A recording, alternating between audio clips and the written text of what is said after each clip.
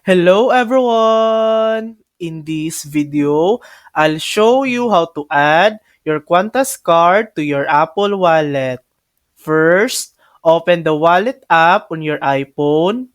Next, tap the plus icon in the top right corner of the screen. If your Qantas card is a debit or credit card, tap that option and then tap Continue.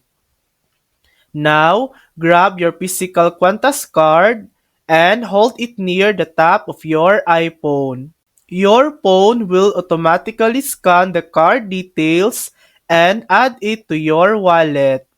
If that doesn't work, no worries. You can also enter your card details manually by tapping the option at the bottom and following the on-screen instructions.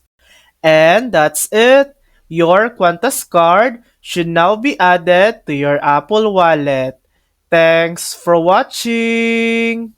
If this video helped you, please like and subscribe for more helpful tutorials.